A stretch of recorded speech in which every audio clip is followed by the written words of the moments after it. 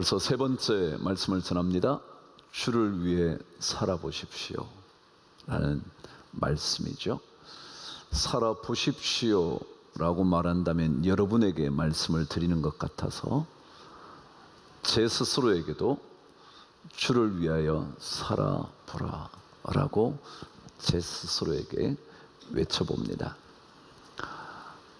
우리 인생은 자기가 참 중요합니다. 자기 위해서 살아가는 거죠. 지난주에 한 권의 책을 계속 읽으면서 묵상하게 됐습니다. 제목은 마음을 따르지 않을 용기라는 책이었습니다. 그런데 그 책의 부제가 이러했습니다. 진짜 제목은 마음을 따르지 않을 용기였는데 추가해서 부가 설명을 하면서 제목을 붙인다면 이런 것이라고 적어 놓은 거죠. 이 시대를 집어삼킨 나라는 신에 맞서다 라는 것이었습니다. 이 시대는 자기가 신이 된 겁니다. 그래서 수많은 무신론자들은 우리가 신인데, 내가 신인데 무슨 또 다른 신이 필요하냐고, 호모라는 인간이 데우스라는 신인데 뭘 자꾸 신을 찾느냐고, 하나님 믿는다는 것 웃기는 일이라고, 내가 신인데. 그 책에는 미국 사람의 저서라 미국의 통계 하나가 기록되어 있었습니다. 그것은 미국인들 84%가 이렇게 생각하며 산다는 것입니다. 인생의 최고의 목표는 자신의 삶을 최대한 즐기는 것이다, 그렇게 생각한대요.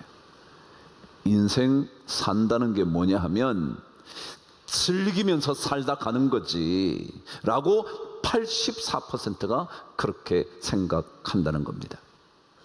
근데 그 84%의 사람들이 그 중에 86%가 다시 그런 만족을 얻으려면 자기가 갈망하는 것만 이루면 된다, 그렇게 생각한다는 겁니다. 자기가 즐기는 인생을 살면 되는데 그 즐기는 인생을 위하여 만족을 얻으려면 자기가 갈망하는 것만 찾아다니면 되는 거야. 남이야 뭔 들었대, 남이 어떻게 생각한들 뭐 상관이야, 부모인들 뭐가 내가 좋아한다는데, 세상이 뭐 내가 즐기면 되는데 라고 생각을 한다는 것입니다. 그런데 이 생각이 여러분 어디에서 온 줄 아세요? 샌프란시스코에 가면 사탄 교회가 있습니다. 제목 그대로 사탄 처치입니다. 근데 그 사탄 교회에 대북적인 사람이 있습니다. 알레이스트 크롤리라는 사람입니다. 그 사람이 뭐라고 그랬냐 하면 자기 자신에게만 충실하면 돼 라는 것이 자기의 모토였답니다. 그래서 사탄교의 모든 사람은 너에게 충실하게 살면 돼, 너 마음대로, 너 생각대로, 너 느끼는 대로 살면 돼, 남의 문제가 아니야, 네가 좋아하면 해. 그 알레이스터 크롤리라는 사람이 어떻게 마지막을 맞은 줄 아세요? 그 사람은 헤로인 중독으로 세상을 떠납니다. 마약 중독으로 죽었단 말이죠. 말하자면 내가 원하는데 뭐가 문제인데, 자기요, 자기. 그래서 자기가 신이 되어버린 겁니다. 남들이야 어떻든지 간에 말이죠. 남이 무슨 말을 하든지 간에 말이죠. 내 생각에 내가 맞으면, 내가 옳다고 생각하면 내가 좋다고 생각하면 그거 하면 되는 거야. 그게 사탄교라는 겁니다. 그래서 제가 읽었던 그 책은 바로 내가라는 self, 자신이 신이 되는 것에 맞서야 한다고. 왜냐하면 우리는 우리 생각대로 살려고 예수 믿지 않아요. 여러분 생각을, 저의 생각을 더 강화시키기 위하여 예수님을 만나지 않는단 말이죠. 그래도 어떻게 하면 하나님께서 원하시는 것은 뭘까? 주님의 생각은 어떤 걸까? 내 생각은 이거지만, 나의 갈망은 이것이지만 주님께서 원하시고 갈망하시는 것은 무엇일까? 생각해보는 거죠.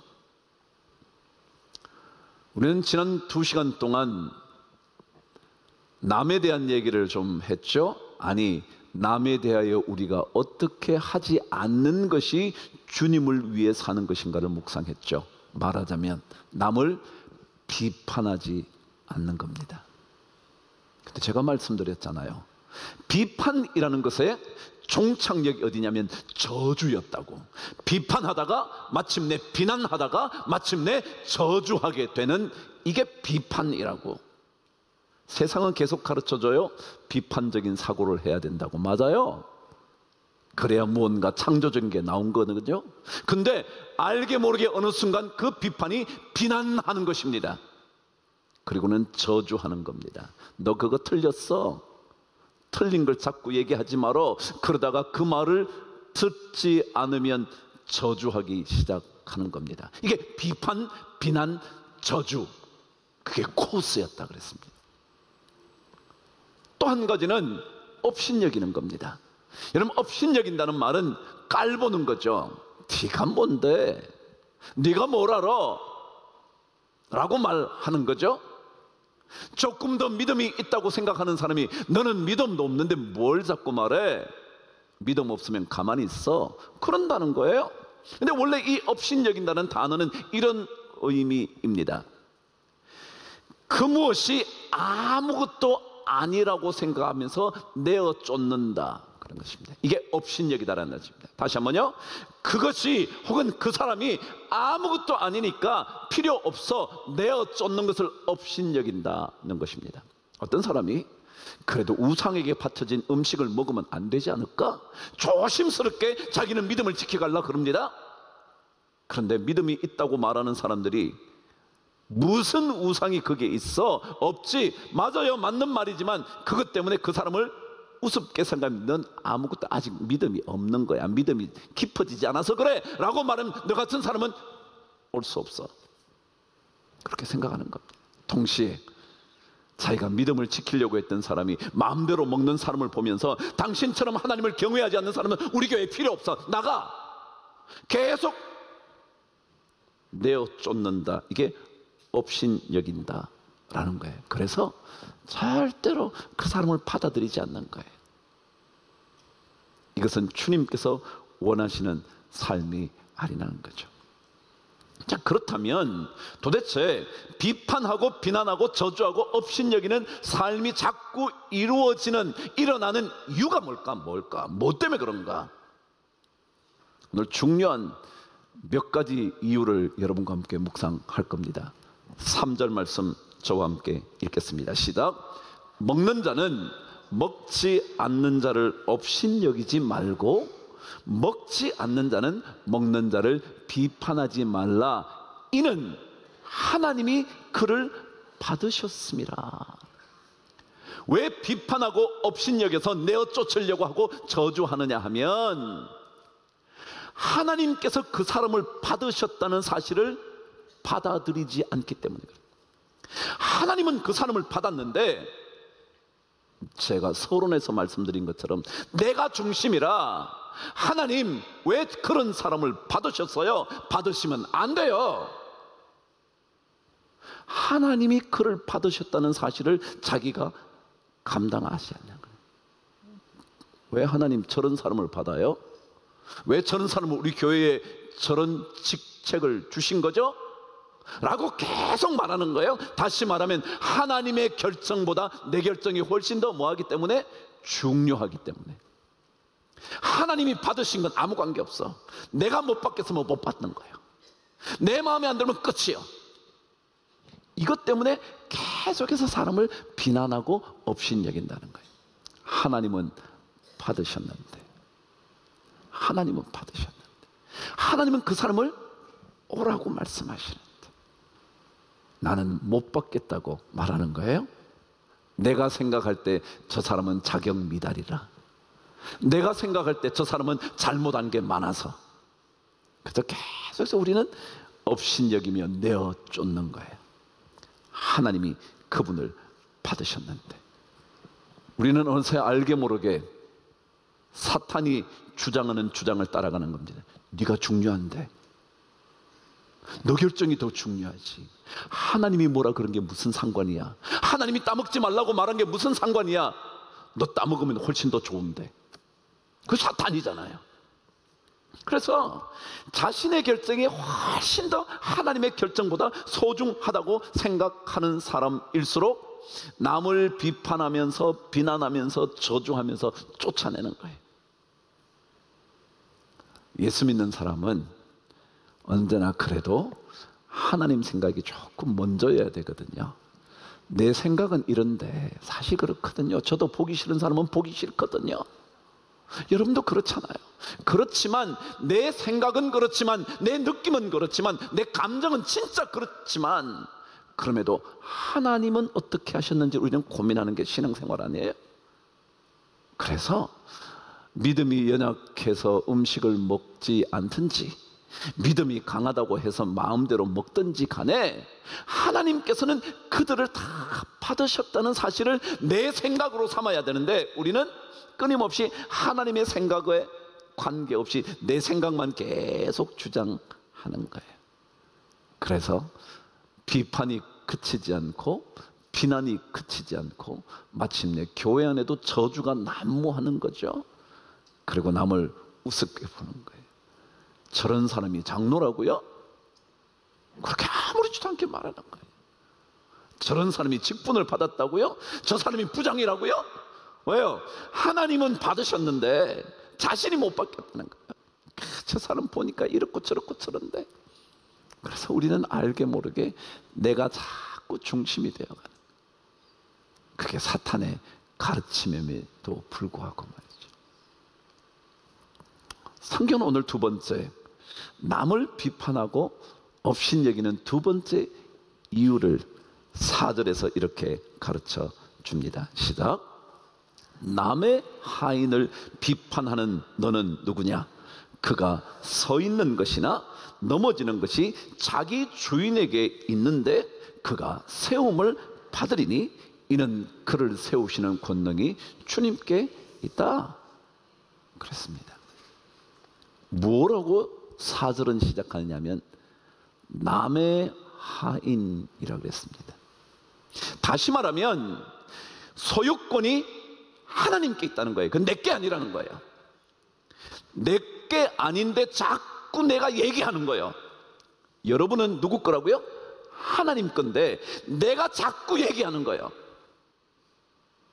다시 말하면 하나님의 소유권을 인정하지 않는 사람일수록 자꾸 비난하고 비판하고 저주하고 업신여긴다는 거예요.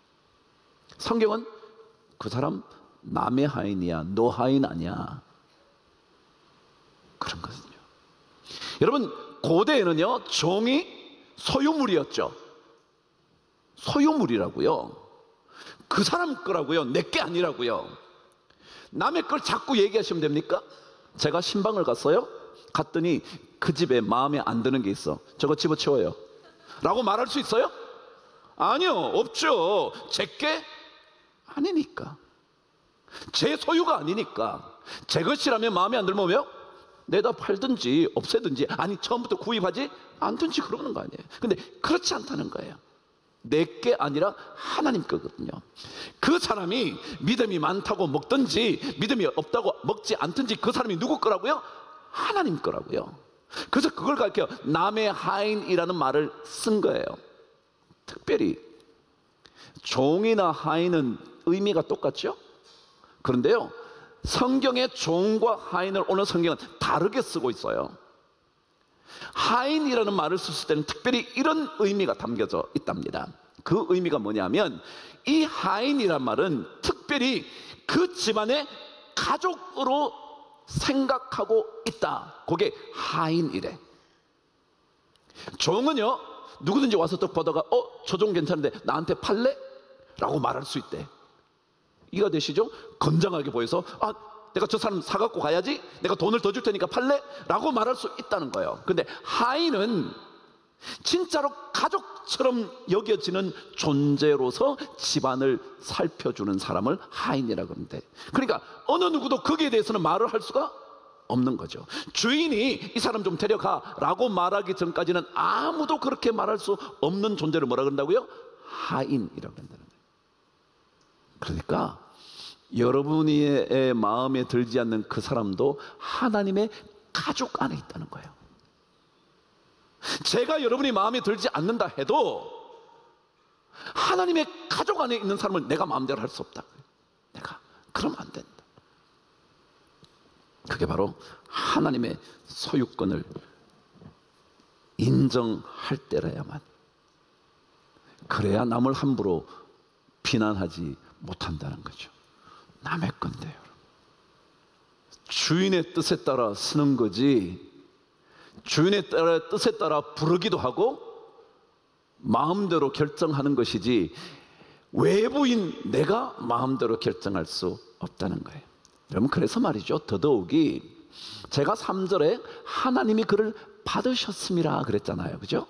여기에 받다라는 동사가 원래 뜻이 뭐냐면 자기의 소유로 삼다, 그런 뜻이거든요. 자기 것으로 가져온다, 이게 받아들인다는 거예요. 하나님이 여러분과 저를, 그리고 여러분 보시기에 마음에 안 드는 그 사람을, 제가 보기에 마음에 안 드는 그 사람을, 여러분이 보시기에 마음에 안 드는 저를 하나님이 자기 것으로, 소유로 받으셨다는 거예요. 그랬으니 우리가 함부로 말할 수 없다.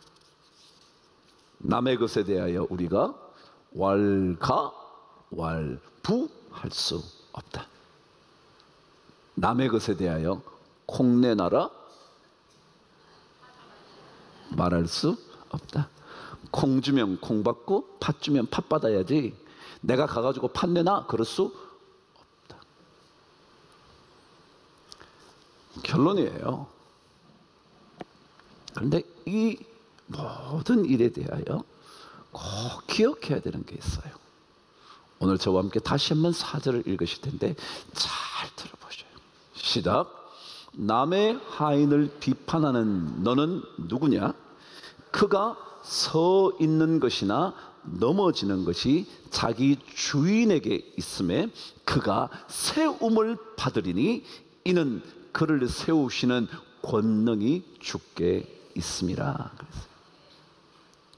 뭐라고 되어 있냐면요, 남의 하인이 다 그 주인에게 달려 있는데 그 하인을 세우는 일도, 그 하인을 넘어뜨리는 일도 다 누가 하는 거라고요? 그 주인이 하는 건데, 근데 그 다음 말이 뭐냐면 그가 세우시리니, 그렇게 돼 있어요.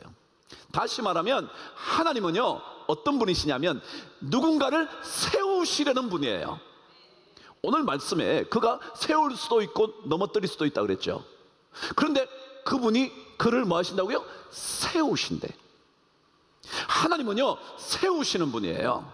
하나님은 회복시키시는 분이에요. 하나님은 고치시는 분이에요. 하나님은 살리시는 분이에요. 넘어뜨리시는 분이 아니에요. 아무리 그에게 고난을 허락하신다 하셔도요, 뭐 하시려고요? 세우시려고. 그럼 하나님은 그 누군가를 무너뜨리기 위해서 그 사람에게 어떤 일을 일으키시지 않습니다.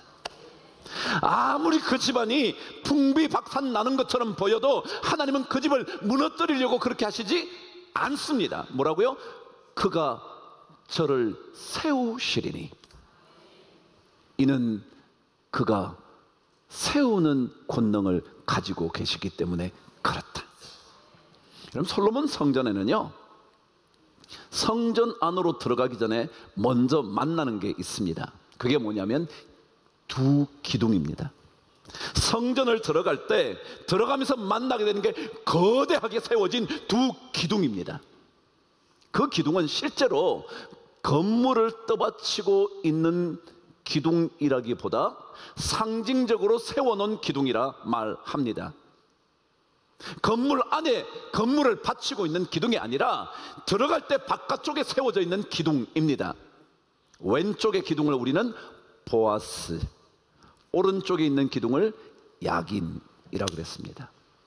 근데 보아스라는 기둥의 의미는 뭐냐면 그분에게 능력이 있다, 그가 강하시다, 그분에게 힘이 있다 라는 뜻이 보아스입니다. 근데 오른쪽 기둥은 야긴입니다. 그 뜻은 그분이 세우실 것이다 라는 뜻입니다. 솔로몬 성전을 들어가면서 여러분께서 우리 성전에 들어오시면서 두 기둥을 보셔야 합니다. 하나는 그분에게 능력이 있지, 또 하나는 뭐라고요? 그분이 세우실 거야. 그래요, 여러분 성전에 들어오실 때마다 여러분 꼭 기억하셔야 돼요. 그분에게 능력이 있어요. 그리고 그분은 반드시 우리를 세우실 거예요. 여러분만이 아니라 저를요, 그리고 저만이 아니라 여러분을요, 여러분만이 아니라 여러분이 싫어하는 그 사람도요, 그분이 세우실 거다.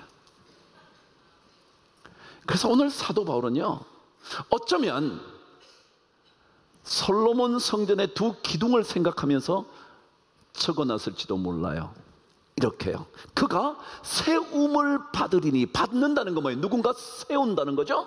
세움을 받으리니 뭐예요? 야긴. 그 다음에 뭐예요? 이는 그를 세우시는 권능이 주님께 있다, 그분에게 능력이 있다. 보아스. 이해가 되세요? 그럼 하나님은요, 둘째 아들 탕자 같은 아들이라도 세우려고 하시는 분이에요. 의인에게는, 병자에게는 누구에게, 건강한 자에게는 누구에게 도대체 의사가 필요한 걸까요? 주님이 그런 분이거든요. 건강한 자에게는요 쓸데없지만 병든 자에게라야 의사가 쓸데가 있다는 거예요. 그런데 우리는 자꾸 조금만 자기 마음에 안 들면 너 나가, 업신여기고 비판하고 비난하고 저주하는 거예요. 그래서 계속 막는 거예요. 주님은 회복시키기를 원하십니다. 주님은 우리를 세워주시고 싶어 합니다. 주님은 우리를 다시 고쳐서 하나님의 기둥되게 하시고 싶어 하십니다. 그럼 하나님이 세우시려고 그러거든요. 그 사람 무너뜨리려고 그러지 않아요. 때때로 실패해도, 때때로 베드로처럼 배반해도, 때때로 둘째 아들처럼 돌아서 주를 떠나가도 그분은 다시 세우시려고 하는 분이에요. 이 마음을 모르면 우리는 계속 비난하고 비판하고 남을 저주합니다. 그것은 주를 위해 사는 것이 아닙니다. 우리는 살아도 주를 위하여 살고 죽어도 주를 위하여 죽나니 그러므로 사나 죽으나 우리가 옛날 성경 다 주의 것이로다. 하나님의 이 마음 꼭 배우시죠? 하나님이 그 사람을 받으셨습니다. 그분의 소유, 아니 소유가 아니라 가족으로 받아주셨습니다. 그러니까 더 이상 그분의 소유에 여러분 터치하지 마시죠. 그냥 우리는 주님께서 세워주실 줄 믿고 믿음으로 잘 함께 걸어갈 수 있게 되기를 축복합니다.